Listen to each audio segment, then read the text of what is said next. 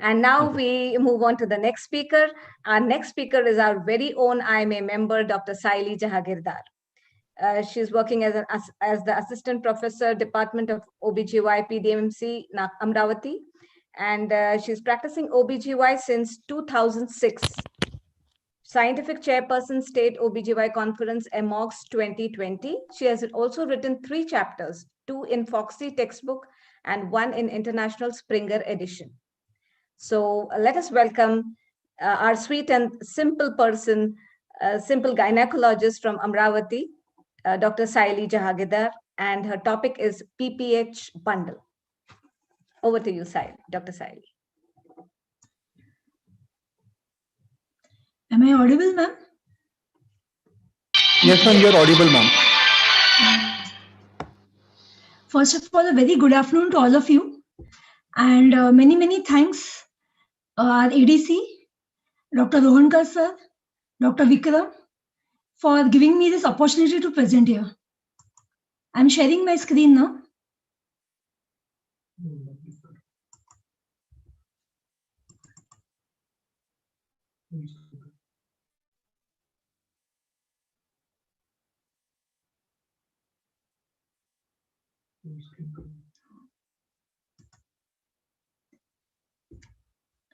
Is my screen seen completely?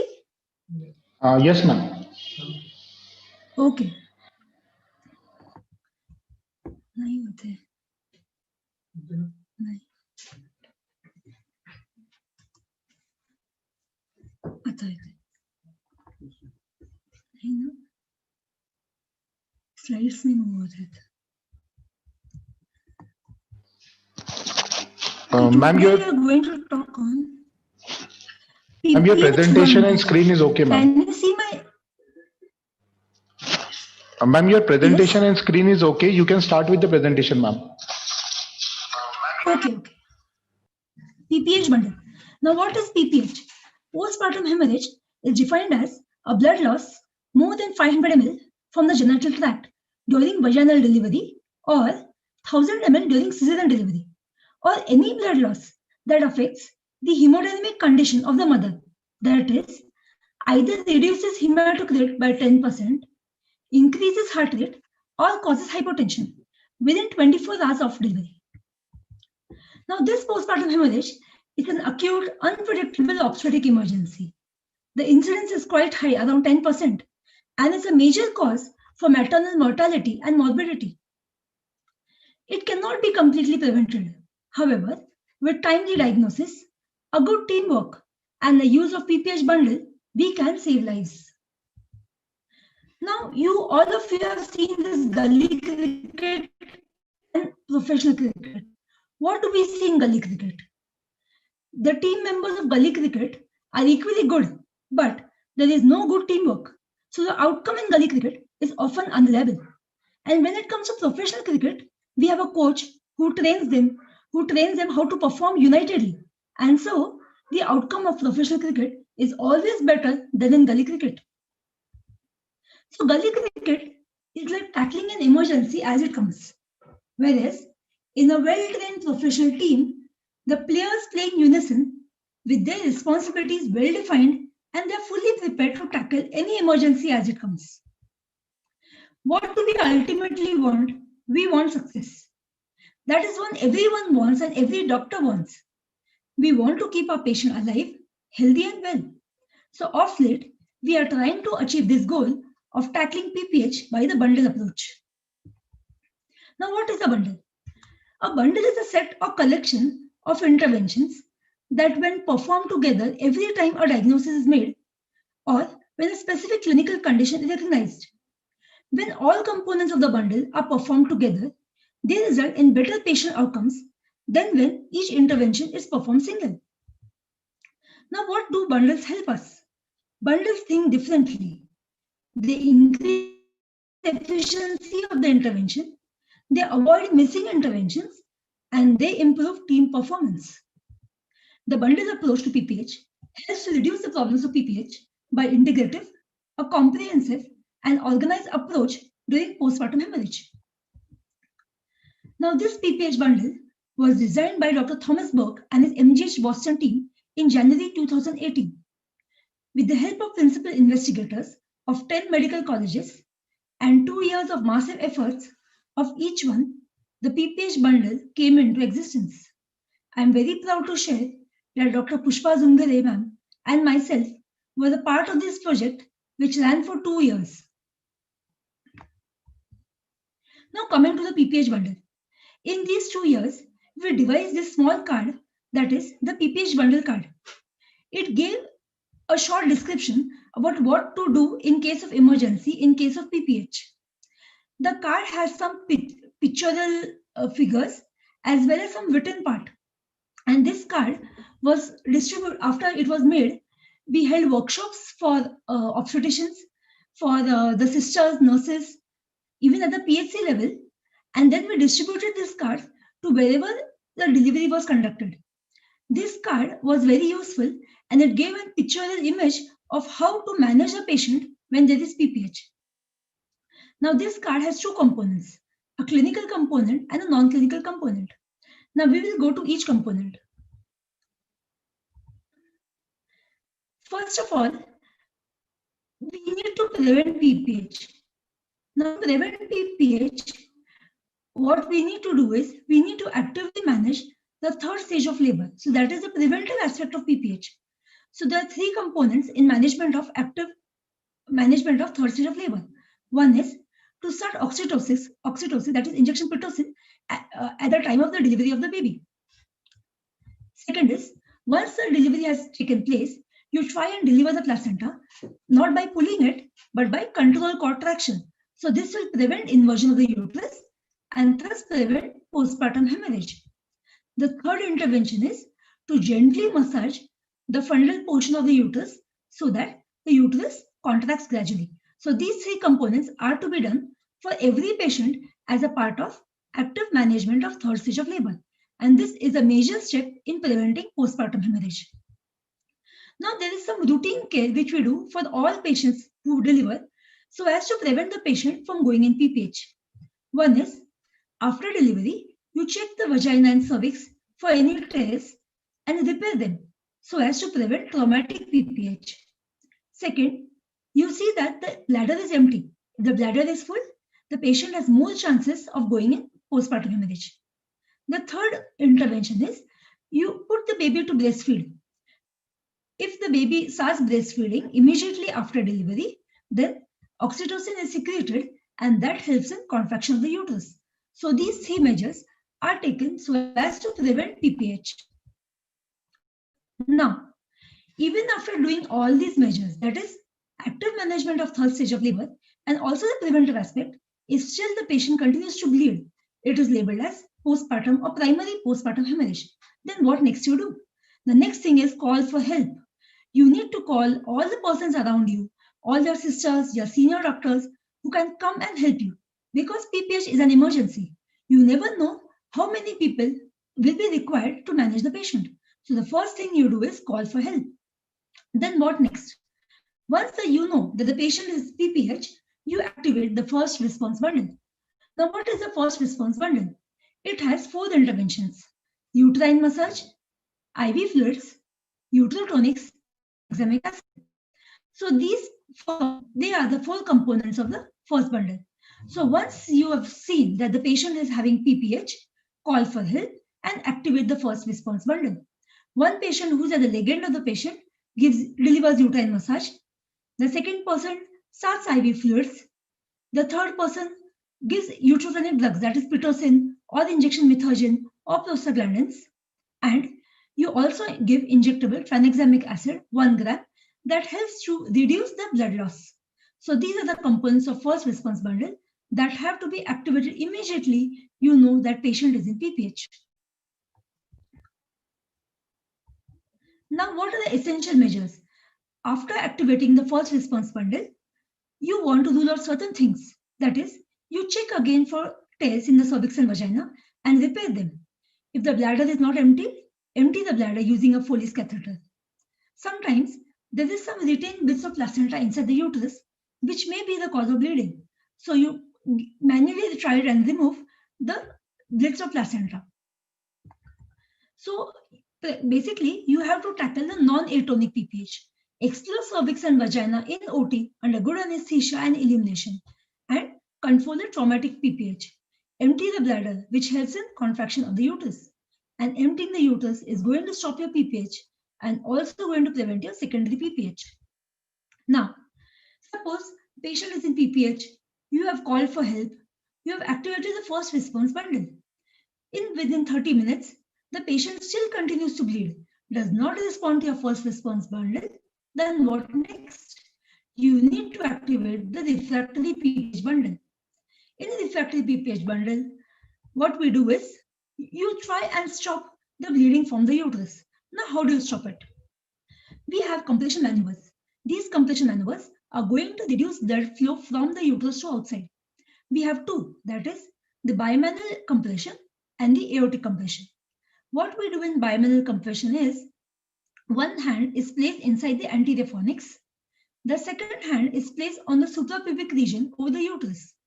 And in between both these hands, we try and compress the uterus.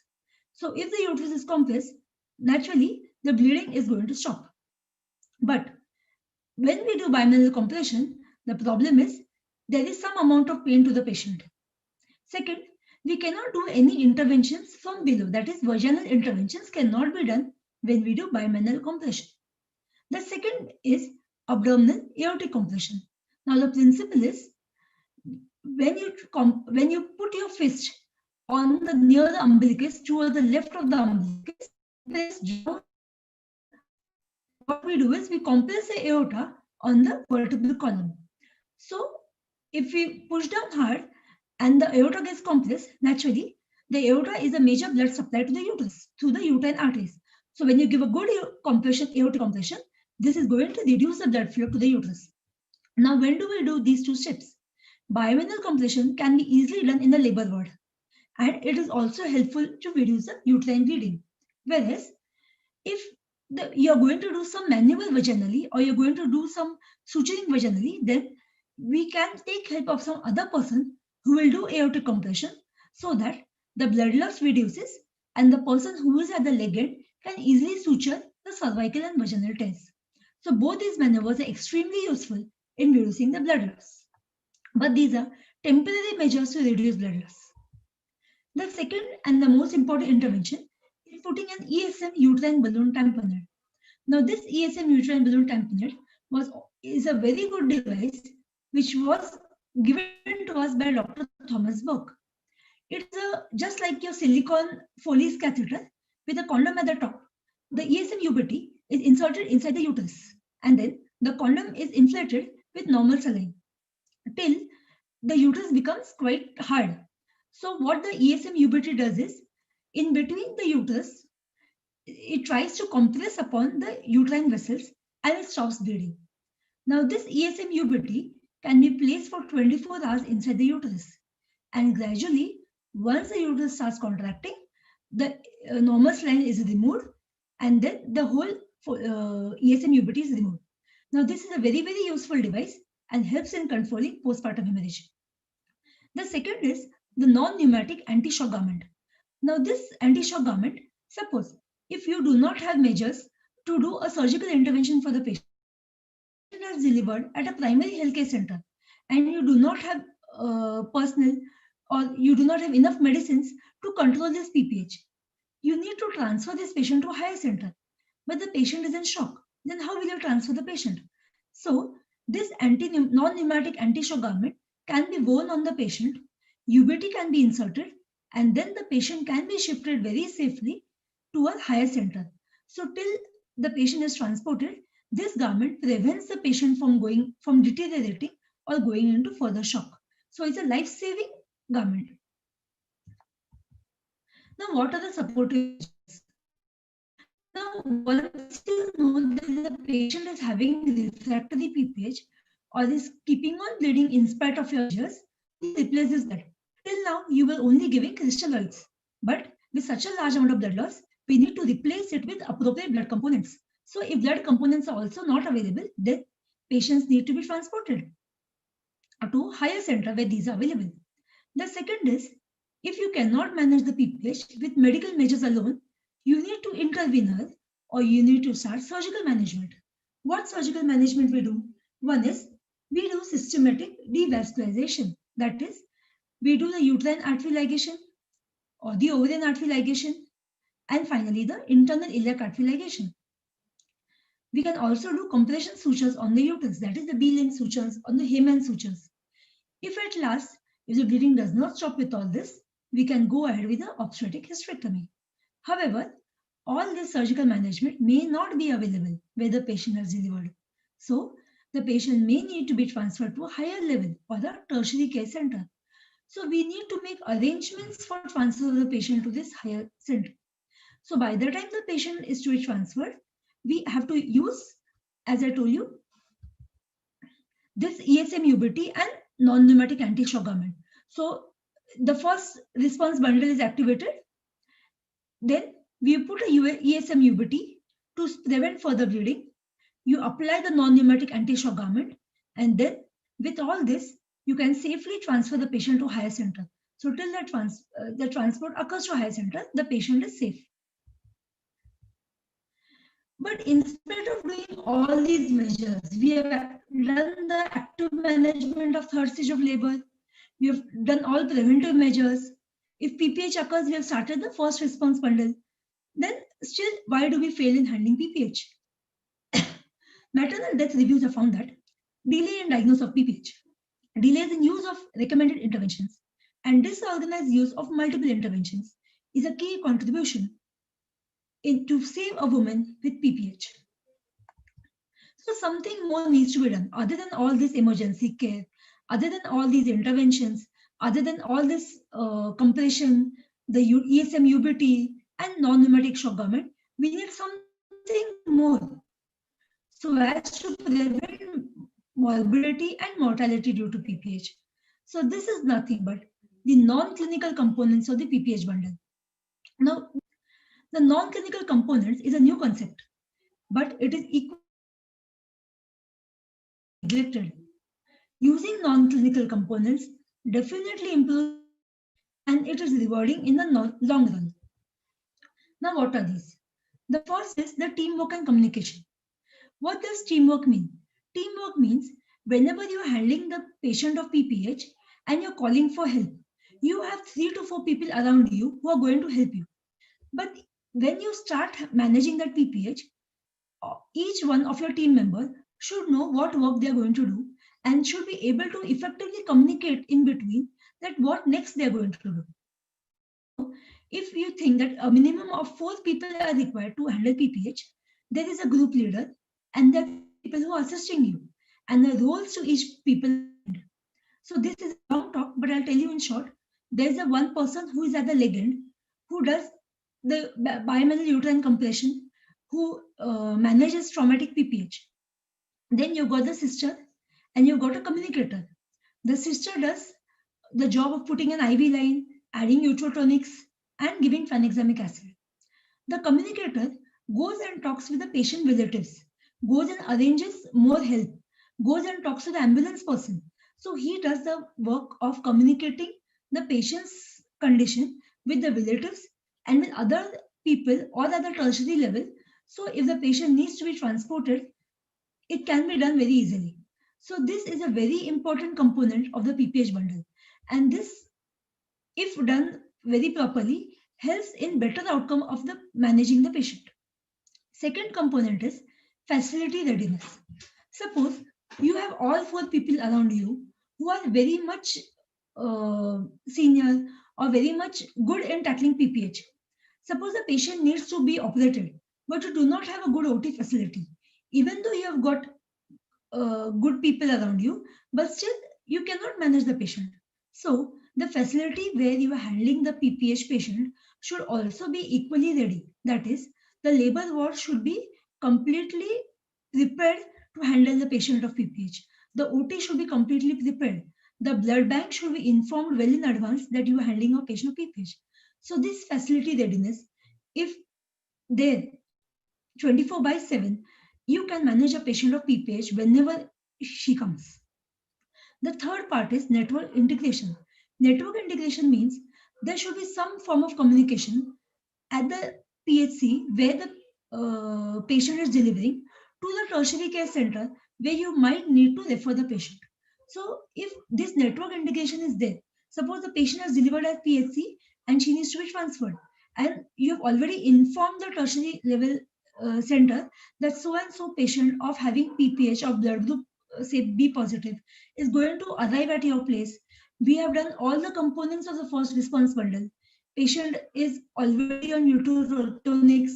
Patient has ESM UBT in place and a shock garment has been placed. And next, what you need to do is you need to do surgical management. Then the tertiary care center where the patient is going to be transferred is already ready with the OT. So when the patient reaches the OT, she is already on table. So this is the way network integration takes place. So if this is done, obviously the outcome of that patient is going to be better. So in short, the PPH bundle has clinical and non-clinical components. The clinical components form the PPH emergency clinical care, whereas the non-clinical components, that is teamwork and communication, facility readiness, and network integration, all these together form the PPH bundle. So if this PPH bundle is, we do it for every place wherever labor takes place, definitely we are going to reduce maternal morbidity and mortality due to PPH. Making one person smile can change the world. May not be the whole world. Thank you.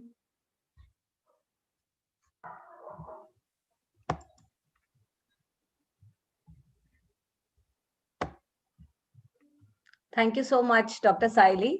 That was indeed a wonderful presentation. I think your presentation was much like the professional cricket and not like the gully cricket. Very systematic. You've given us wonderful practical tips and you've given us the non-clinical and clinical components of